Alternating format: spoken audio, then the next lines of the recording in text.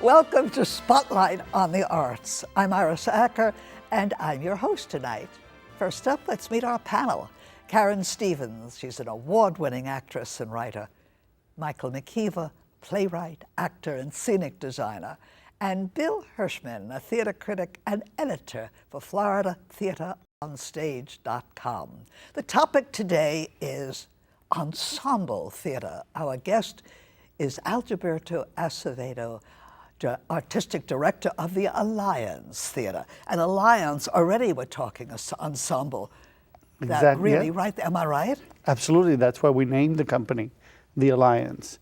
It's because from the inception, we wanted to create a place where artists could have a home and can work this ensemble philosophy. Well, how is it working with the same actors over and over again? I mean, they really have to be versatile, and you as a director have to be imaginative. Great. Yeah, it's really wonderful because what it does is the actors bring a history with them onto the stage. They bring chemistry that would take actors such a long time to develop, either in the rehearsal room or you know, through working in other shows. And you might know the person, you may not know the person, but if you're working together on show after show after show, that really just elevates the work. It makes you go places that you wouldn't go normally. Let's when go you build back. that trust. And let's go back 10 years, because 10 years now, that's amazing. And I think we interviewed you many years ago when you were first starting out at the Main Street Playhouse at the time. Right. You've had several homes, so to speak, for your theater. And from year 1 to year 10, talk to me. That's a lot. Well, I'm just saying, I remember you back then. Yeah. And I've seen you as far recently as the last production you did. But I mean, to me, the beginning was as good as the end. Oh, absolutely. How Absolutely. has it changed? Track how you started and where you are now. What the development has been like. What changes have you undergone? Well, we actually started as the Modern Stage in 2001. Mm-hmm. And we went 5 years as the Modern Stage. And we produced shows like Hellcab by Will Kern, and we produced Nocturne by Autumn Rapp. Seascape with Sharks and Dancer was our very first show. And then after that, we regrouped and we said, okay, what do we really want this company to be? Where do we really want to go? If you really want to find an audience, you've got to have a strong identity. Mm-hmm. And that's when we said, well, what our education is, where I came from was really an ensemble. That's where I got started. That's how we were at Florida State University. That's how we were at Miami-Dade, which, by the way, the work that you guys do is so amazing. This show, this is how I picked my college. I was at home. Oh, yes, I remember you telling me that. Yeah, when I was in high school, I was at home watching Iris on her show, and she had Barbara Lowry. Yes. And her troupe of improv people, and I said, that's what I want to do. Isn't that amazing? And that's how I chose to stay here rather than, I had been accepted to the American Academy of Dramatic Arts, and I was going to head off to New York. And I said, why, if I've got this incredible talent in my backyard, am I going to this scary place in New York City? At 16 years old, I didn't want to do that. So because of this show, I picked what college I would go to. So where did you go from there? We have to have a quote. Well, from there, we actually, a group of us got together and formed our own theater company, which was the Acme Acting Company. Oh, that was that. Sure. I've forgotten that, yes. Yeah, and that's where I cut my teeth. I was their resident stage manager and assistant director for many years and worked on a bunch of productions. And that's where this idea of ensemble theater first came. We had an incredible ensemble, Kim Ostrenko. Sure. You know, Juan Cejas was our artistic director. He was amazing. You had to be a baby then, though. You had to be. Yes, Michael, absolutely. Well, he Because didn't I have was a young, beard. so you had to be just, what, 8, 9? Exactly. We were both in diapers. No, it was. But you know that's an interesting point, is youth You have to be young. You have to have youth on your side. But this is one of those amazing things about Alliance and about the cast that you put together. You've, over the years, and I've seen many of your productions, have a great talent for finding really great young talent and putting them on stage, then using them time and again. Can you talk about that? Yeah. When you have auditions, what do you look for in your actors? Well, every show is usually attached to one company member. We pick the show for that, to showcase the talents of that particular company member. Nice. Or sometimes what we do also is we want to stretch a certain person. Somebody like Ann Chamberlain, who was one of our company members in the very beginning. She's known for her musical theater, and what a beautiful voice, and she's really angelic. And then you sit and you talk to her and you find out that that's inside as well. She's an amazing, brilliantly wonderful, nice person. So of course we want to stretch her. So we put her in Lobby Hero, you know, and have her doing things that she wouldn't be normally asked to do. We had the same thing with David Soroyce. Gave him his first shot as a playwright. Really. You have a company of playwrights, it seems. That not only he, but I mean, Yeah, Mark Delaventura was also Yes. someone whose plays we first started producing, and now Casey Dressler, who is amazing. She's a wonderful writer. She's a great writer. Yeah, her one-woman show. If you haven't seen it, she does it all over the place, and has done it at Edinburgh and in New York several times. That's the Wedding Warrior? Wedding Warrior is amazing. She is just a delightful person to be around. Nice. And you were asking how we pick our actors. That's a big part of it. You know, you're going to be spending 2-3 months with these people. So the first thing that we do is either throw a party or take them to dinner. Because you want to sit with them, and if it's not somebody that you want to share a drink with, is it somebody you really want to spend all this time with? So our audition process is a little bit different than most theaters. Yeah, I was going to ask, how do you choose people to become members of your ensemble? Well, it's by invitation, and it's usually someone who's come in and we've liked working with them. We'll ask them to work again in another show, and then we always keep it open. We have, I like to think that we have one foot in Steppenwolf and that tradition, and the other foot in Saturday Night Live and a rotating cast. 'Cause once you're part of our family, we encourage you to go out and do things at other theaters and go and have other experiences and bring that experience back, and we'll learn from that. We're constantly learning and constantly trying to move forward, hopefully. Going to bring up a dirty word.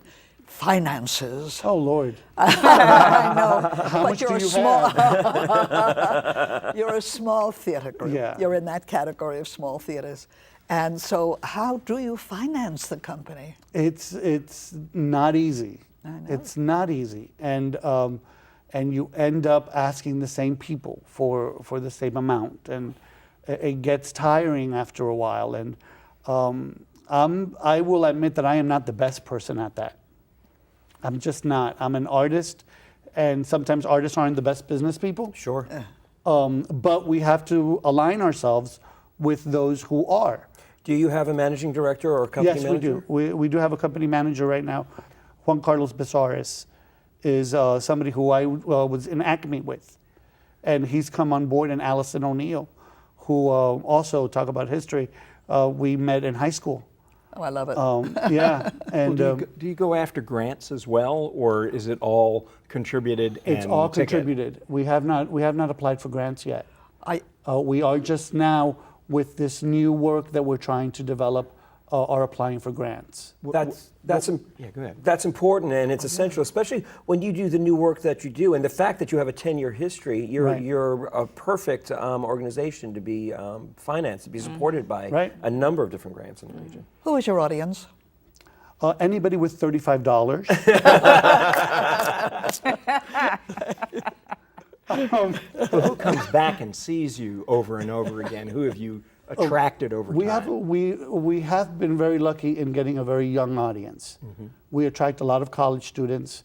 We attract people who are a little bit on the edge, who want to see theater that's a little bit different than what is being produced by the bigger houses. But also, I find that we're getting a lot of people, especially coming in from Fort Lauderdale. We're in Miami, and people coming in from Fort Lauderdale and West Palm Beach, and we're starting to attract an older audience now, which is exciting. But our focus, we always try to go for college and even high school students. We try to develop new audiences. That's part of it. I also teach high school. So I try to bring in as many young people as possible to be part of our company. Well, that's important. Actually, it's essential, and it's great because you're developing a whole new generation of audiences to come see theater. Right. Talk about the product, the work, the plays. When you're looking for a play, do you look for specifically new plays? Do you look for classics that you could put spins on? How do you pick the work that you pick? Well, like I said, we try to attach one person, and we try to focus in on one person's talent. There are some plays that I choose just for me. You know, those are the Albert plays, the plays that I have a list of shows that I really want to work on. Could you give us an example of something in the past that you really love, that you really want Absolutely. Still to date, I think my favorite play that we've done was Orphans. Great show. Yeah, it's a great play. And when I first brought it to the company, they were all like, what? Really? What is it? Is this a parable? What are you doing? And I told them, just trust and let's move forward with it. If you could, for the folks who might be watching who don't know the plot, if you can give us a simple plot of Orphans and what it was about it that attracted you to it. Well, it's a story of two young men, two young boys really, who have been left alone. Their parents are deceased, and one older boy takes care of the younger. But what he's done is he's kind of shut him off to the world. And one night at a bar, the older boy, who's a bit of a thug, finds an old man with a briefcase, and he thinks there's a lot of money in there, and he gets him drunk and brings him back home, where they kind of tie him up and kidnap him. And this man ends up being kind of like a father figure. And that's where the light bulb went off for me. Because for me, it was a story about fathers and sons. And when that happened, I was really intrigued because I wanted to explore that relationship. My father had just passed, and I wanted to touch upon that. And then I got the chance to work with three actors that were really, really amazing. Who are the actors in that? Travis Rife, David Michael Sorois, and Justin McClendon. Nice. You mentioned, Iris started off asking about ensemble. One of the things, when I'm a Carbonell judge, and one of the things we fight about every single year is what is an ensemble production, Right. as opposed to a production with a lot of good performances. Would you define for us what you see as an ensemble piece, and how do you direct that differently than a piece with clear 2 or 3 leading parts? Well, and for me, an ensemble piece is one where that is shared amongst all of the actors that are on stage. There is no standout. There is no one that you can say that was the lead. There's no, there's no one person. There's no Medea. There's there's no one person that stands out. This is a group of people. I don't think that I would approach it any differently in doing a play that's an ensemble piece or a 2-character, like when we did Frankie and Johnny and the Claire de Lune. That to me was still an ensemble piece. And that's what we argue about. It's two people at ensemble, am I right? Right, at the but do you have judges to at dial Carbonell meetings. do you have to dial people back or amp people up so that they're all part of a whole? Or do you talk about a unifying theme that everybody needs to be hitting? What do you do? We do. It's funny. People have said that the Alliance has a certain style. And I think that develops after working together so often. I like to have our shows be extremely realistic. And I look for almost a voyeuristic approach to what we do. We want the audience to feel like they're in the room with these people. So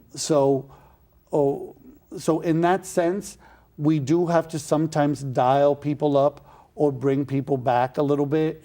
But during the course of how we handle the script and how we handle the rehearsal, it usually takes care of itself, you know? And that's successful sometimes, and sometimes it isn't. You know, ensemble theater sometimes works and sometimes doesn't work. There's some pitfalls in it as well.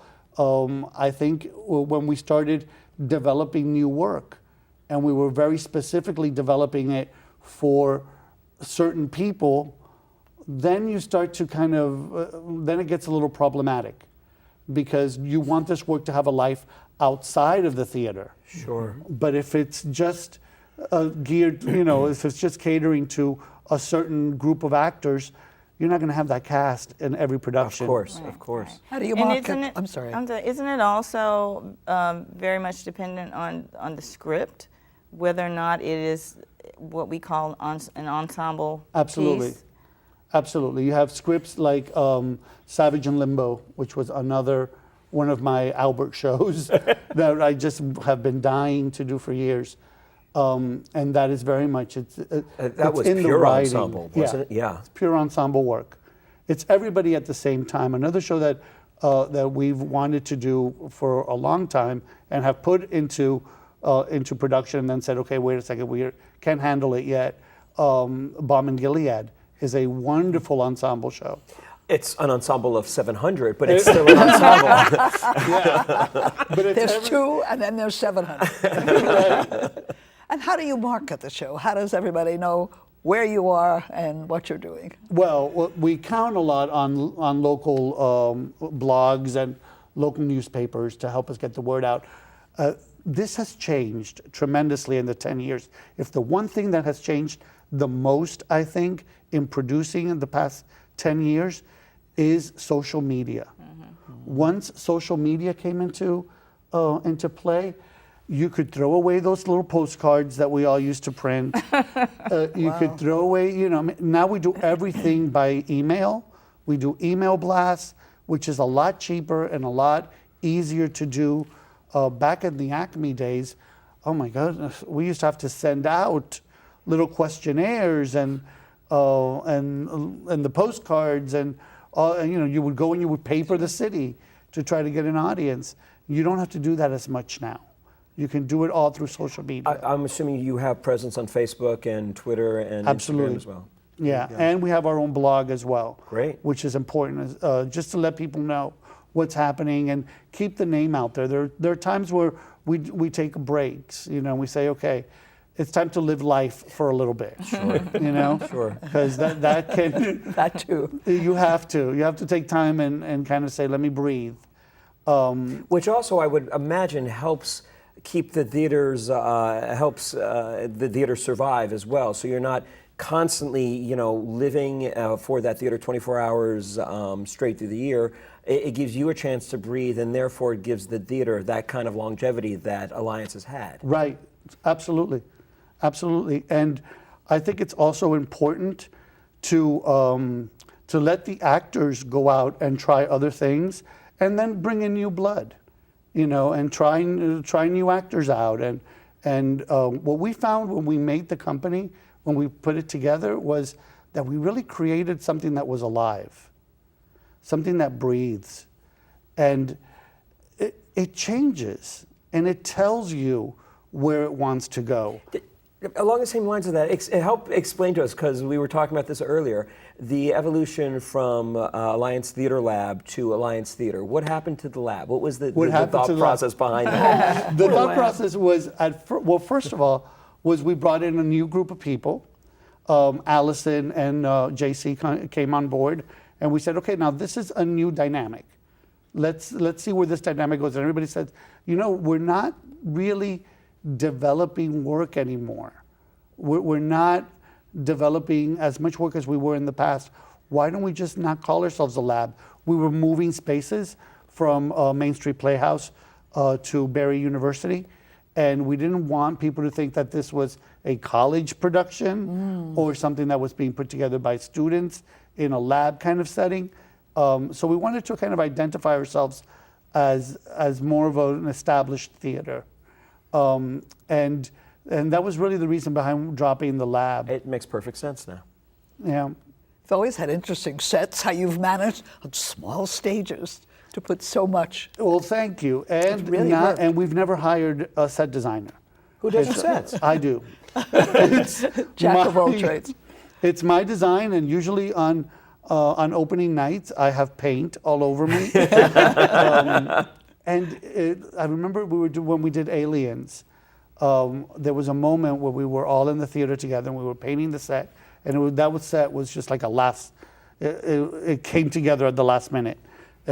Everything was working against us at that point, and we all turned to each other and we said, this feels right, even though wouldn't it be great to be able to hire Michael McKeever to come in and do his magic, and my goodness, the work you do, Michael, amazing, but we can't, and it's good. Working on it by yourself and getting your hands dirty is something that I always want to happen.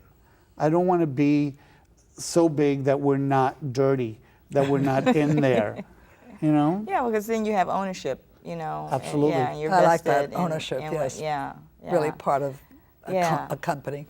There's another big theater in Atlanta called the Alliance. Yeah, that's why we became the lab to the beginning. Exactly. So since you've gone back, since you dropped the lab, do you find yourself having to differentiate? I mean, have people gotten you confused with the? No. No. Okay. He wishes. Because I know, like, people doing searches or something, Send or us maybe, a check, maybe. No. Yes. Okay. No, they haven't. So where do you see in this developmental process? Where do you see the going in the next 2, 3, 4 years? Hopefully, we will find our own space. That's always the goal. Yeah. And I think that right now, people like Nicole Stoddard and Thinking Cap, and also the Amadeus and what they're doing up in West Palm Beach, is so incredible, because they are developing spaces not only for themselves, but spaces that other groups can use as well. And I would love to be able to do that. We would love to be able to develop a space and then tell theater companies like Ground Up and Rising, that I'm a big fan of, tell them come and work out of this and come and join us. That's one goal that we have established for ourselves. The other idea that we have floating around is that Miami is really lacking a full original theater festival. Not a short theater festival, which is so great and we have a lot of in this town, but putting a full production behind an original script.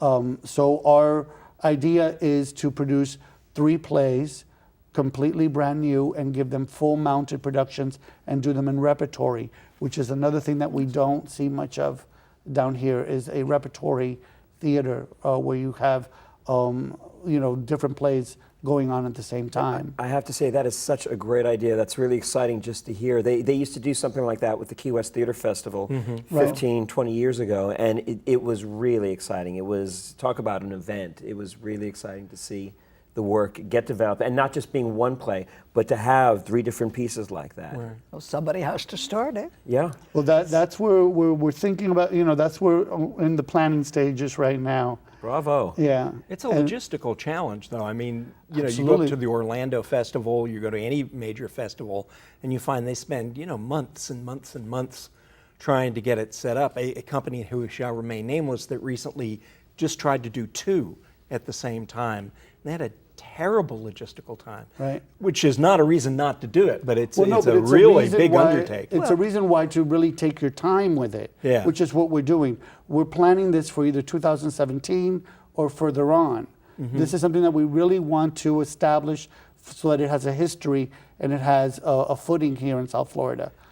Would it just be you, or it would be in concert with other groups? We don't know. We're still having that conversation. Okay. Be interesting to follow the film festivals Yeah. because they open in a large theater and then they have films scattered. Well, Mario Ernesto Sanchez does something Right. similar with Right. Well- the Hispanic Theater Festival. Right. Yes, And so- I was lucky enough to work with Mario Ernesto many years ago, and we went to Costa Rica and did theater there, and we saw amazing theater from around the world.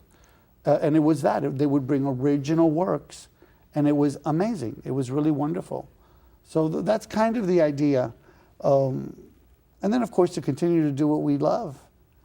And continue. And Sure. In hopefully- other words, your programming would remain the same throughout the season, but there would be one special time put aside for this event. Right. It's great. Right. Sounds like a wonderful idea. Go for it. Go for it. As I say, somebody has to start. We're always so thrilled. It has to be about 7 years ago that we had you on. So I'm just, because you were just starting. And then today, 10-year anniversary. So we're proud of you. We really are. There's never enough theater in Florida. I don't know, how is the Miami audience versus the Lauderdale or the Palm Beach audiences? Miami seems to be having more trouble than the outlying districts. But someone like you, with the passion that you have, you can get them to come. We will try. Any way that we can help, of course, any way that we can help. You do. And You you're do. speaking to theater lovers here, and which you certainly are.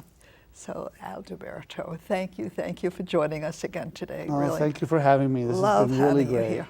And I hope my audience saw Mr. Acevedo before. Wouldn't that be interesting? I saw him when Iris interviewed him. And look With at black that. hair and no. Well, mine used to be red, so look what happened. So we all changed. And as I thank our guests and I thank our panel, I always thank you. And if you want to know what's going on in all these wonderful theaters throughout Florida, just go to floridatheateronstage.com. And please join us again next week and go to the theater.